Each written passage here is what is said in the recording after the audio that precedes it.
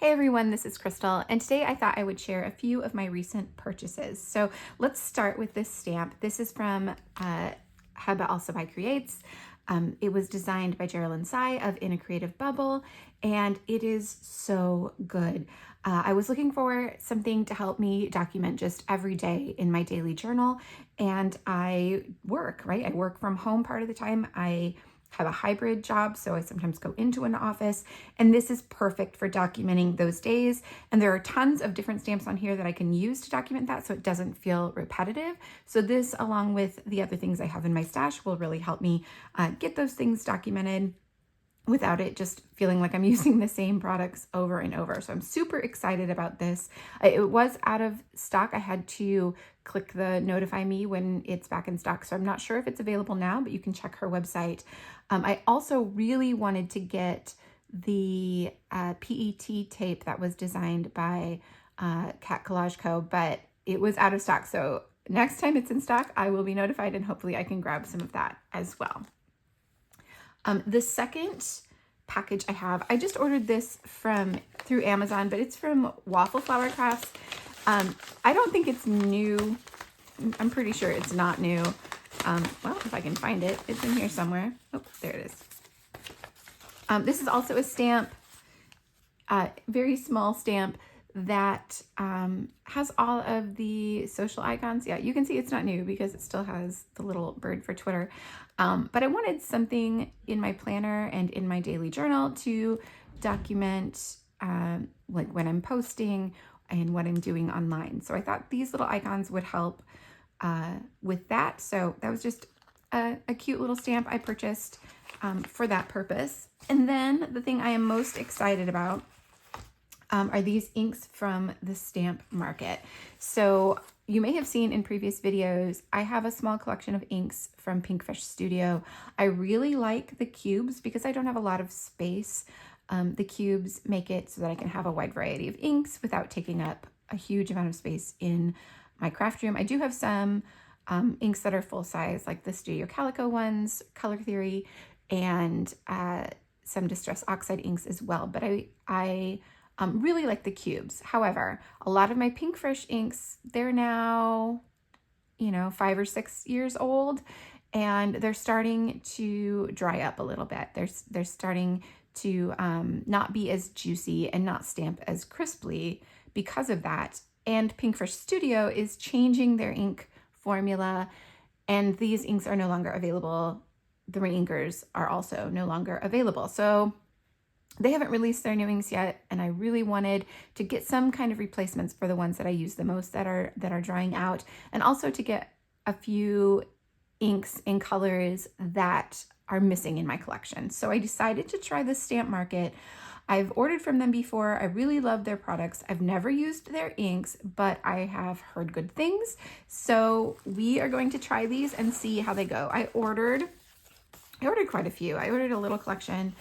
They don't have sets, so these were all just individual purchases, and each one was, I don't know, about $3 or so not terrible. But I got a wide variety of colors in colors that either, like I said, are a replacement for some that I had that are drying out, or are to fill in some gaps in my ink collection. So I am going to open these up, and we are going to swatch these and compare them to the inks that I have from Pinkfish and see what we think. Okay, so I've organized the inks in my little organizer. This is a drawer out of a 4-drawer organizer from scrapbook.com. They fit perfectly in these drawers, which is another reason why I love these ink cubes like this. This is how I have my Pinkfish Studio inks stored as well. So I've arranged them in kind of rainbow order, and I have a page in this is just a sketchbook, a cheap sketchbook that I use to swatch inks in. I have it labeled for the stamp market, and I am going to put you on fast forward and just go through and quickly stamp out. I have a little circle stamp that I use to do swatches. You can see it's very well used, well loved. From an very old Studio Calico set. Anyway, so I'm going to use this and swatch all of these out and label them, and then I'm going to come back and talk about them a little bit. All right, so here we go.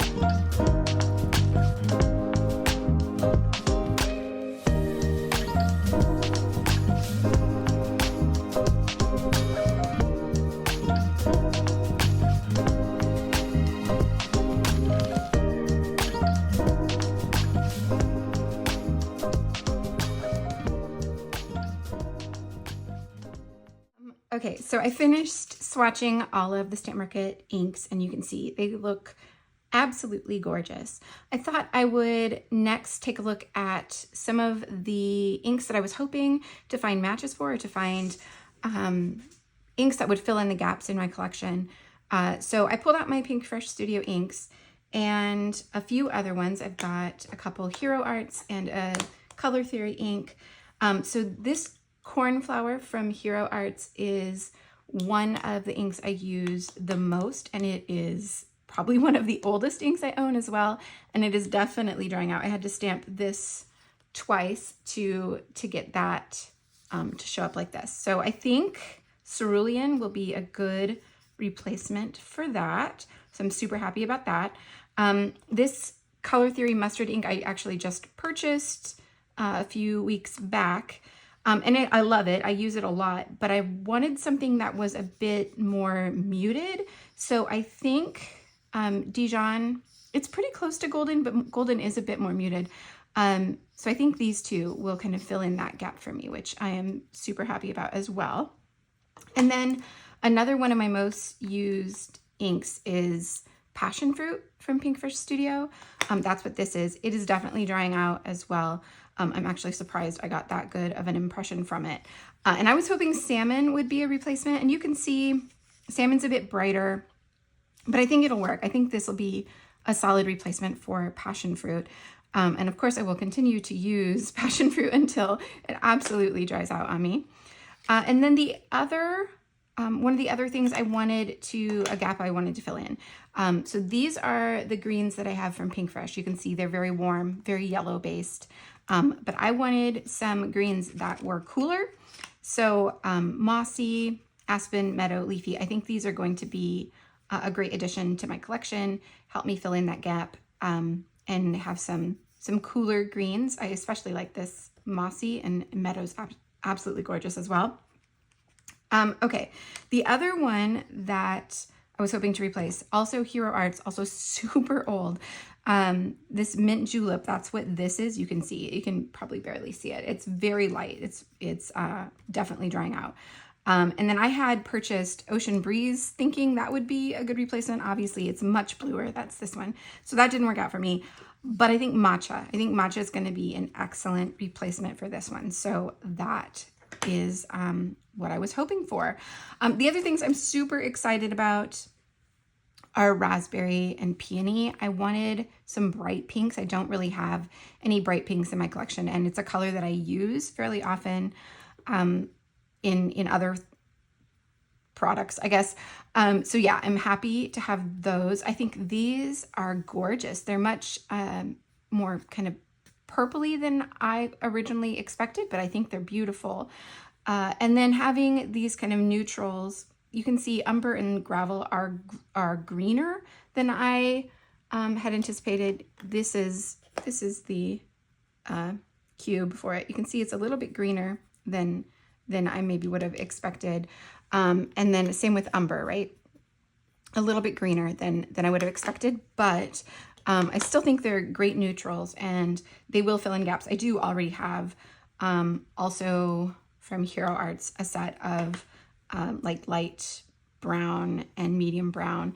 And then this slate is going to be a great neutral because it's not black. It's not, it's kind of like a warm dark gray, which is going to be super fun to use. Okay.